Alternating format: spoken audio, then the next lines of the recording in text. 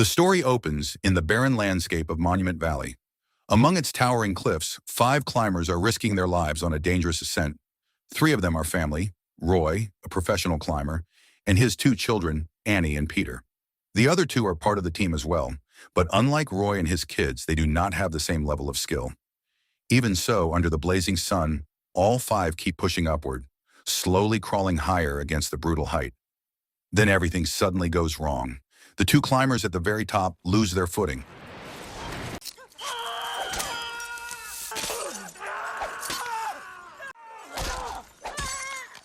The rock face is too slick, and in an instant, both of them slip and fall thousands of feet into open air. But the situation becomes even more terrifying, because all 5 climbers are tied to the same rope. The moment those 2 fall, their weight yanks the others off the cliff as well. One by one, the rest are torn from the rock and thrown into the void. Now all 5 of them are hanging by a single rope, supported only by a small anchor wedged at the top of the cliff. And that anchor was never meant to hold the weight of 5 people at once. In the middle of that horrifying moment, part of the rope suddenly snaps, sending 2 of them plunging into the abyss and out of sight.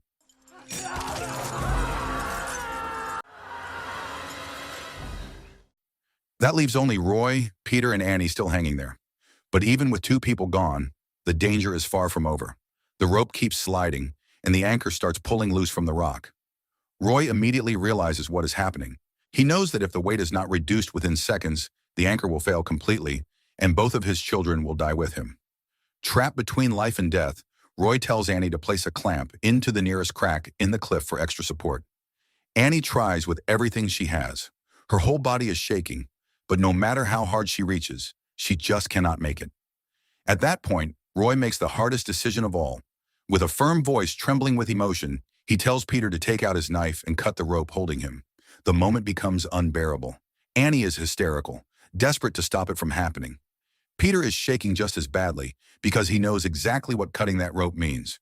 The second he does it, his father will fall to his death. Still, with tears pouring down his face and his hand trembling with hesitation, Peter finally raises the knife, and then he cuts it. In an instant, Roy drops into the canyon below, sacrificing his own life to make sure his children survive. This is Vertical Limit.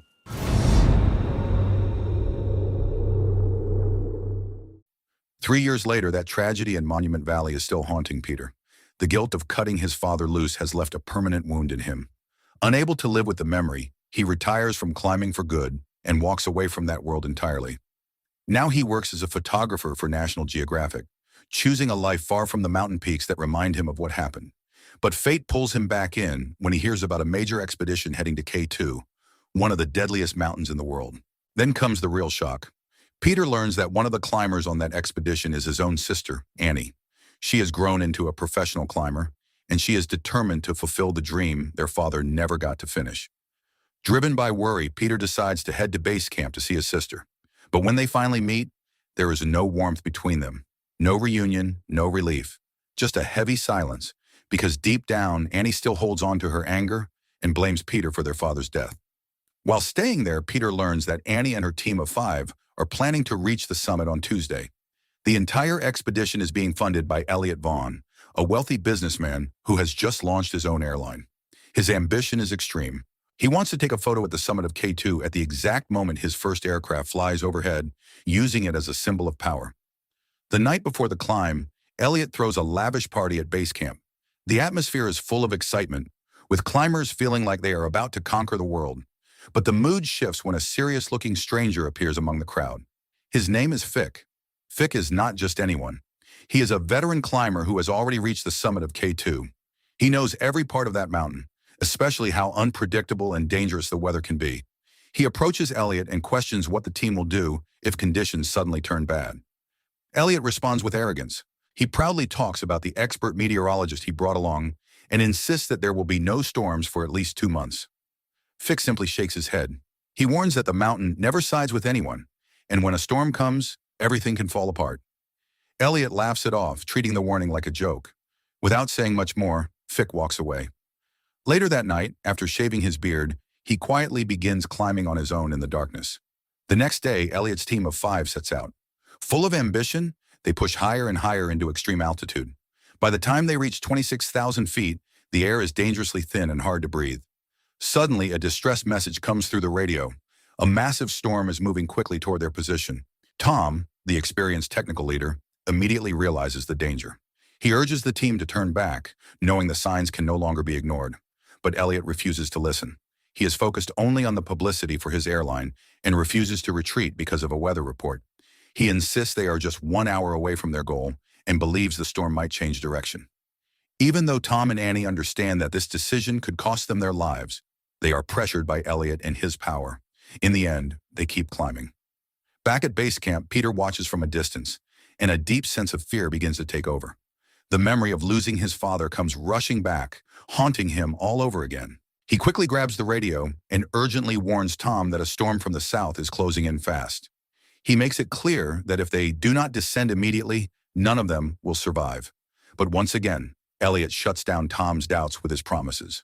And from afar, through his binoculars, Peter can only watch in despair as Annie keeps moving forward. Not long after, the mountain reveals its true power. A violent snowstorm suddenly strikes without mercy. The winds are brutal, and the freezing temperatures cut straight through them. Visibility disappears completely under thick snow, turning everything into chaos. The 5 climbers struggle desperately, fighting just to stay alive in those extreme conditions. Then, without warning, the snow beneath Annie suddenly gives way. She loses her footing and falls straight into a deep, narrow crevasse between 2 cliffs.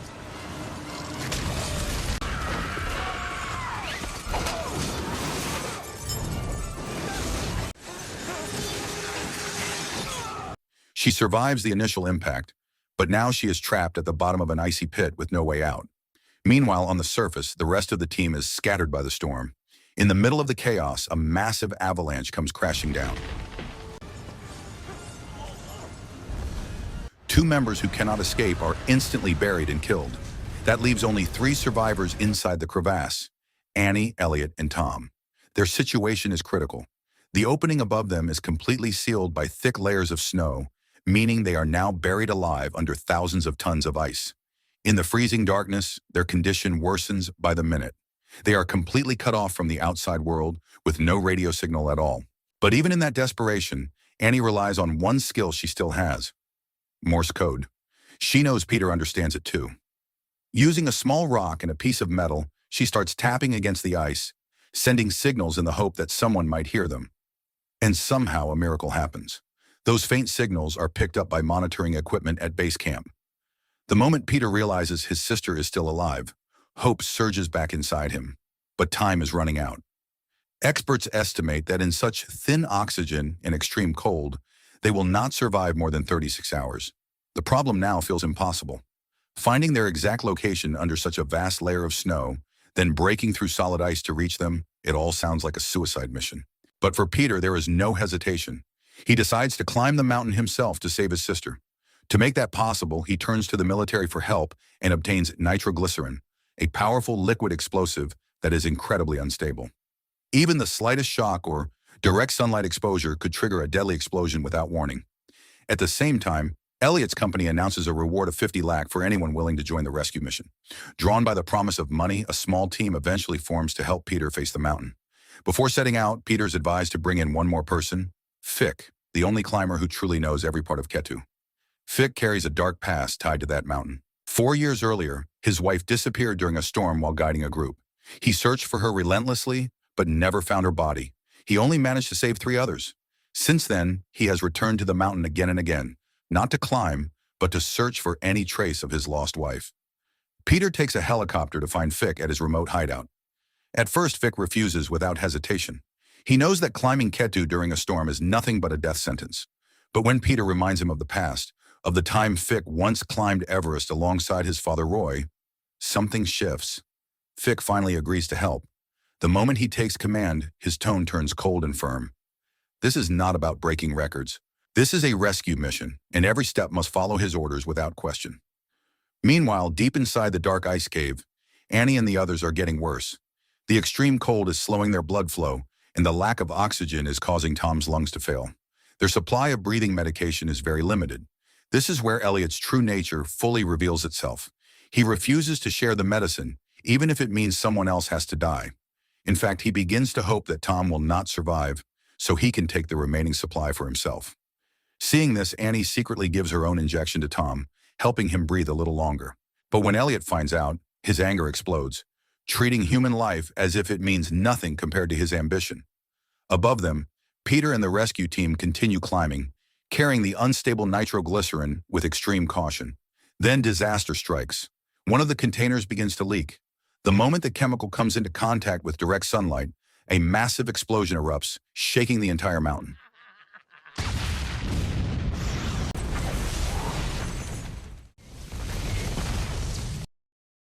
Two members of the rescue team are killed instantly, leaving Peter and the others in an even more desperate situation.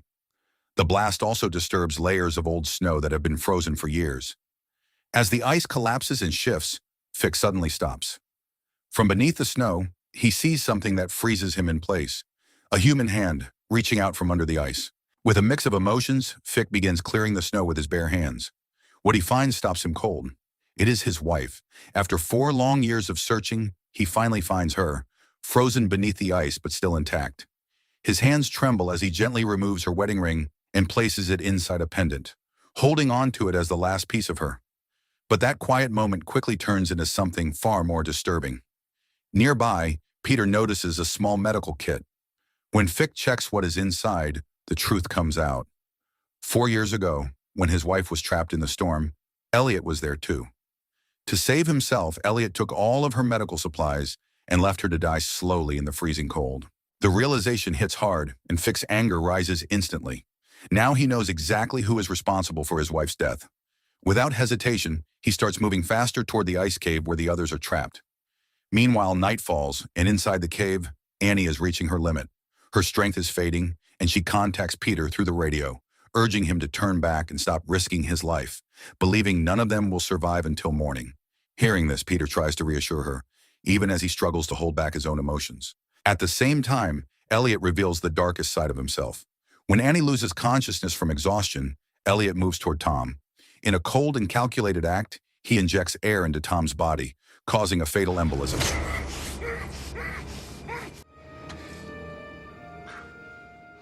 When Annie regains consciousness, Tom is already gone. The empty syringe beside him makes it clear what has happened. Elliot has taken his life to increase his own chances of survival. Then suddenly a tremor shakes the cave. Snow begins to collapse from above, and a small opening appears, letting in a thin beam of light. Peter and Fick have arrived. With careful planning, they place the last of the nitroglycerin and set it off. The explosion breaks through the thick ice wall, finally opening a path into the cave.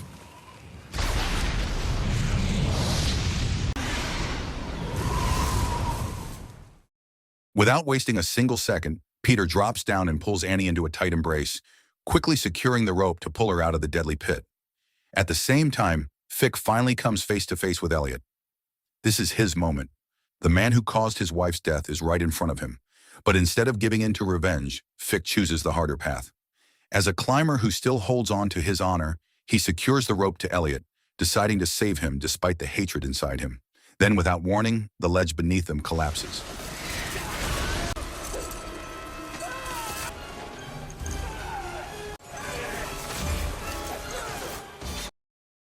In an instant, the situation mirrors the tragedy from 3 years ago. Peter is now at the top, clinging to the cliff with whatever strength he has left. Below him, Annie, Fick, and Elliot hang from the same rope, one beneath the other. The ground around them is unstable, and the anchor holding them begins to loosen from the rock. Fick quickly realizes the truth. The rope will never hold all of their weight.